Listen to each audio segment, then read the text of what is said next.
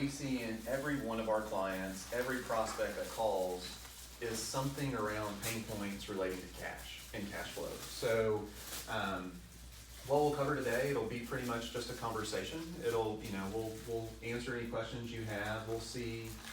We'll kind of let you in behind the veil of what we see in a lot of clients and what we see work. So we'll just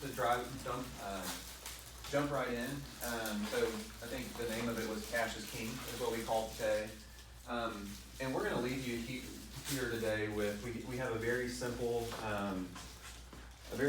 handout, but we can go through that, add to it, and I want to cover mainly most of these 5 points that any business owner, any business can use in their cash flow optimization kind of techniques. And so we sit in a very good spot. We're able to scan what clients do successfully and what some clients don't do successfully as far as cash flow optimization. And just with any business, we know that cash is king. It's king in our business. It's probably king in all of your businesses. And then if you need more cash, you can actually talk to the banker in the room, and I'm sure he'll give it to you. For a small fee. Yeah. He wants it back at some point with a little bit of consideration on top. But the main thing that we try to do with existing clients whenever they have a pain point, and then with prospective clients, and then once they are onboarded, is really assess their business model. So we look at how is cash coming into business, how are they invoicing, how are they tracking their product or their time to really get the invoice in front of the customer and then turn that invoice into the cash that's needed to run the business, to pay the employees, to pay the overhead. So part of our job in onboarding and then annually when we review a client is just we look for gaps in the business model optimization. So we see what is coming down the pipeline in certain industries, what certain technology is allowing now, and we can make recommendations. So sometimes those recommendations are met with good thoughts and good praise, and then sometimes those are met with, that would never work in my business is so unique, it won't work. But honestly, everyone could probably fine-tune their business model just a tad bit. And what that does is it looks at hierarchy. So when we look at business model, we look at not only the entity structure and how money is moving back and forth, we also just look at the processes in the business. So if there is a pain point, if you're doing annual or monthly billing, for example, for engineering services, and you're waiting on your people to upload their time, and then you have to evaluate that time, that takes a certain amount, you have to invoice that. That invoice has to be mailed or sent to the AP department of your customer.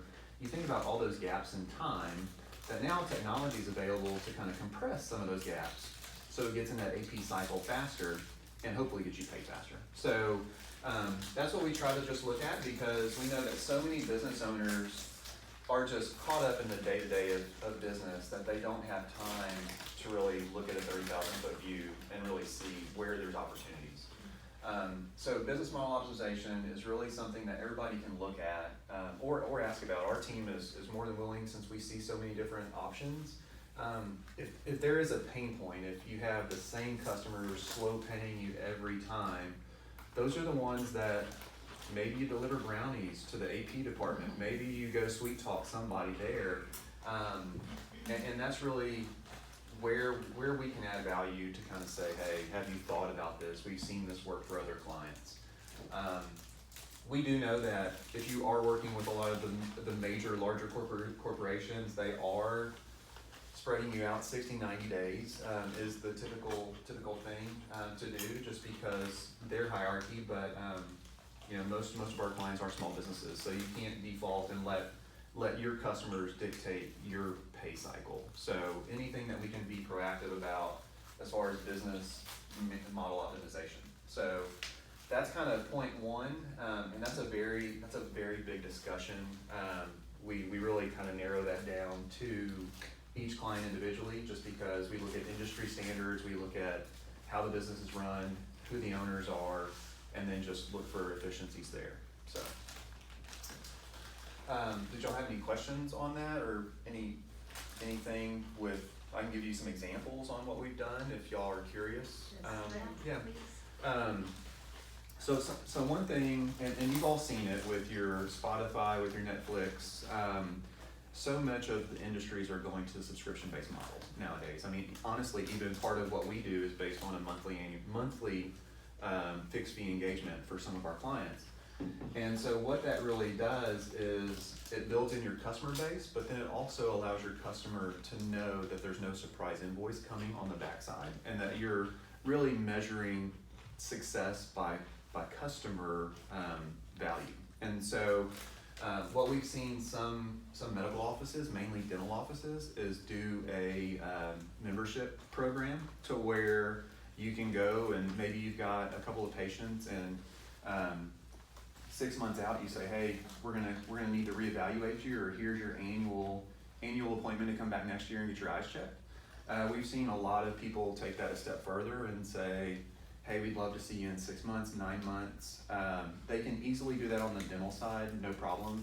Actually, a lot of organizations are saying that it's good to see your dentist now 3 times a year versus 2. And so what we're seeing is kind of a shift in even this person you might only see once a year to just be able to care for that person or their family more.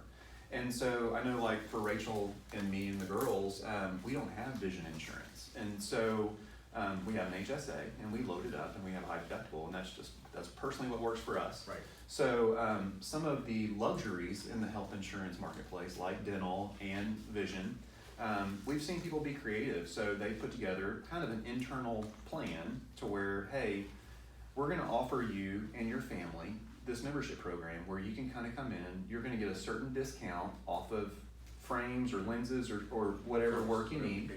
And then we're gonna be able to see you once a year for your annual, and then if emergencies happen, we'll work you in. And then so, you know, some people have to be careful given the industry not to call it insurance. Obviously, you never call it insurance. But it's usually a membership organization of some type. And so what it just allows, it allows that customer to feel taken care of and not, and then as a business owner, it allows you to really have comfort in you have a recurring customer base, and that, you know, people leave and move on all the time, but it really helps to solidify the annual recurring revenue that you might have. Okay. And so we've seen that done, medical, dental, kind of different industries as well. And so even how you collect that payment, and that's where it's, if you can get either an ACH or a credit card agreement and then just kind of control some of that cash flow, and that's what we'll get into point 2 as well. But that's an example that we've seen work.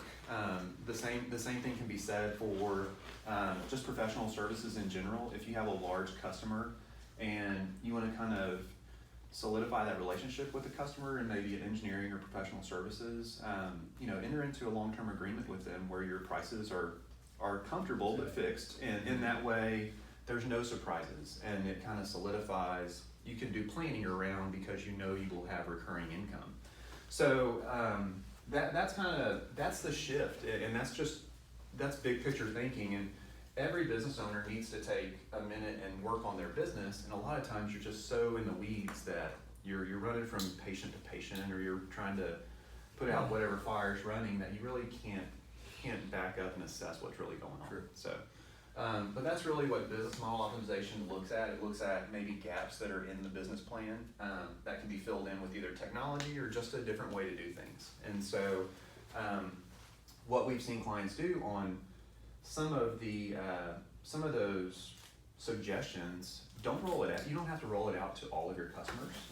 You maybe just roll it out to new customers, or you roll it out to some of your best customers, some of your champions, the people that leave reviews on Yelp, and so that you really want to take care of and say, hey, we've got this VIP program, and who doesn't love to be a VIP? And so it's just, hey, we're rolling this out. You know, you have 4 kids, we'll throw the 5th in free, you know, something like that. And but that way it kind of locks in, and you can do some long-term planning, and then you actually make your business more valuable. Because if you were someone that wanted to buy a business, would you rather buy one that has built-in revenue year over year and a customer base, or would you buy one that's just, well, they might come back, they might not? So it's trying to make the business more valuable, and definitely like in the professional services space, that's contracts, agreements, things like that. So that's some of the business model optimization that you can really start thinking through and how it applies. And love to have those conversations with y'all. You wanna see how it applies to your business, but